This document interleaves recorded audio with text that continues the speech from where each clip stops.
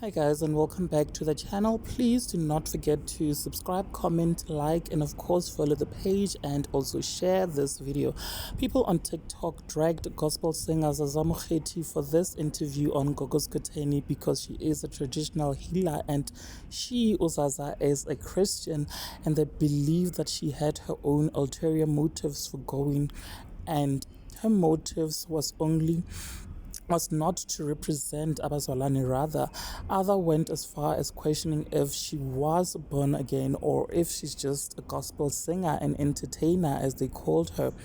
Now, because they believe she is giving a lot of red flags, these people went on to their social media, TikTok to be specific, and they had a lot to say. These are some of the comments.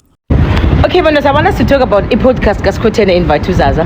I strongly believe that Zaza wasn't supposed to be there. There are invites that we should decline. There are invites that we should decline with everything that we have. Because there's an invite that we get, it's an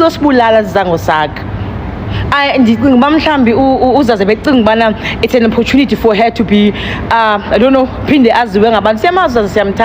don't know, most when we're going to media so that nyuki following I think Zaza, not knowing that Skhotheni intentions zakhe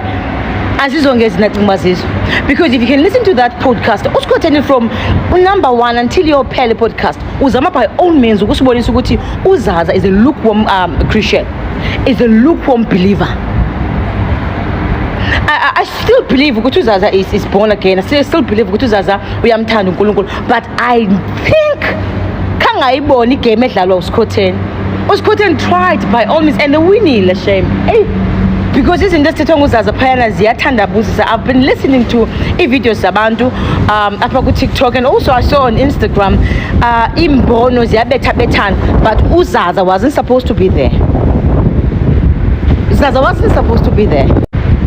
People about who they listen to and what they listen to in music is very, very much important, because it is one of the building blocks of life. Who you listen to, the type of music that you listen to is one of the building blocks of life. It's very much important for you to analyze and be very careful in that. And with that, I also gave advice concerning people who have ventured into gospel music, portraying themselves as worshippers of God and portraying themselves as believers of God, but they are not really believers of God. They are not really worshippers of God. They went them on different mandate and on different attitudes. Some of them, they went there because they want to make a living, they want recognition, they want fame. Some of them, they even go there because they are agents of darkness who are sent to deceive and captivate even the elected ones.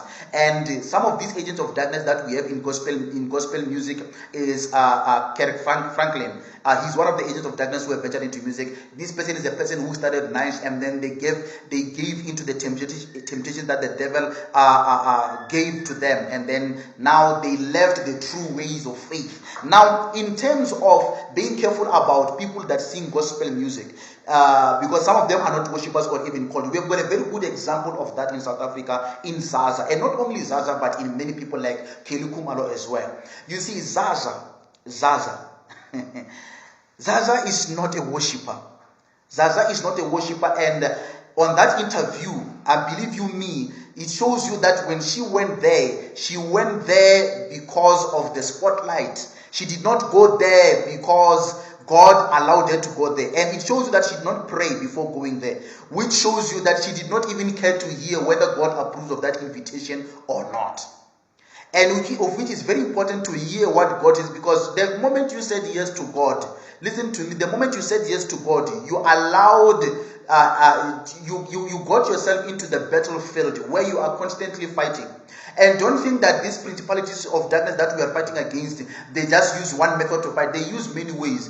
And that invitation on that podcast, it was one of the ways of attacks that was directed to Zaza. You see, one thing, it shows that Gogo Skhotheni, before she invited Zaza, she already knew who Zaza is in the spirit. She already analyzed and finished everything about Zaza in the spirit before she invited her on the podcast. She wouldn't have invited someone she knows that is more matured or stronger in faith. She targeted Zaza because she knew Zaza is weak in faith, and she knew what type of a person Zaza is in the spiritual realm. That is why before they invited her, they already knew that. And it is a pity that Zaza, when she accepted it, she did not know what happened in the realms of the spirit. It was a trap. That was not an interview. That was a trap set for Zaza to target a lot of Christians. That is why now you get to hear a lot of things on the way Zaza responded to the question that she's asked. Number one, she was asked, if you were to perform in a church or in a big platform, which one would you rather choose?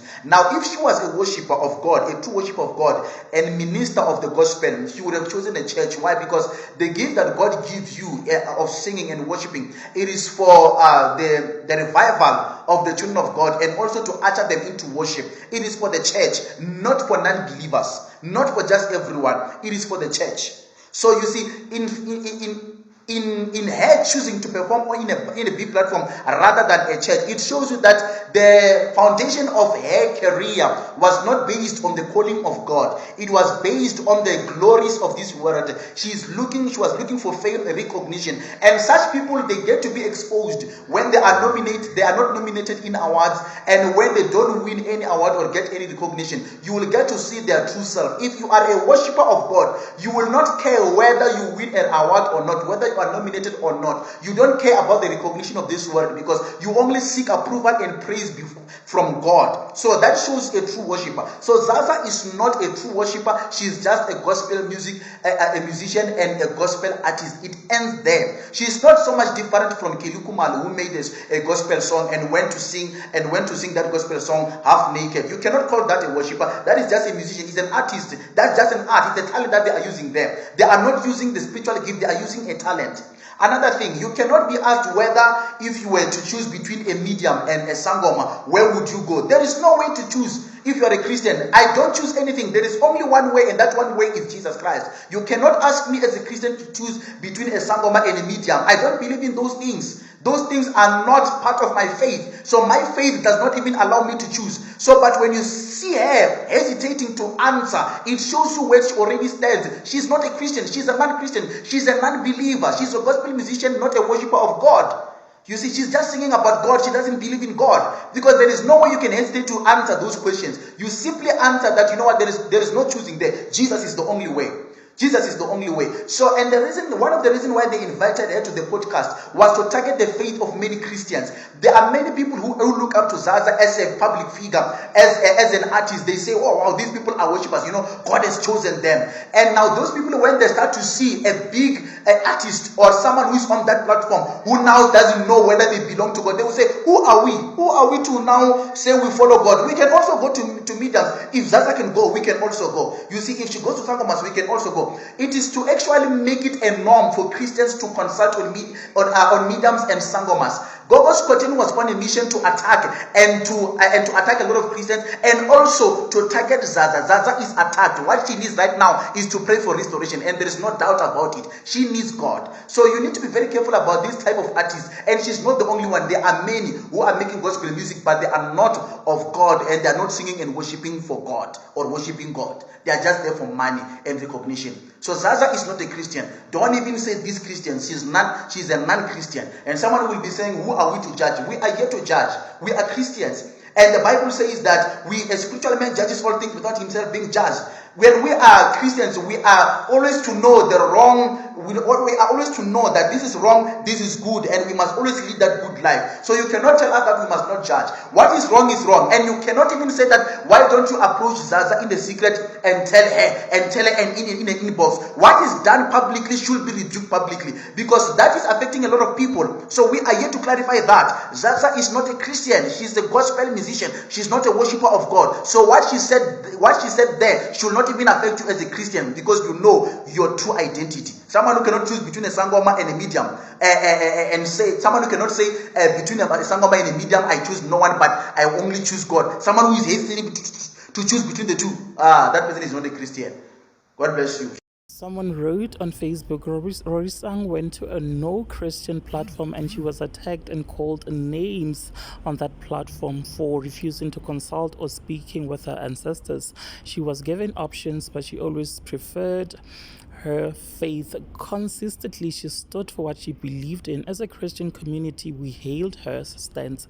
We supported her position and we loved how she stood for her faith.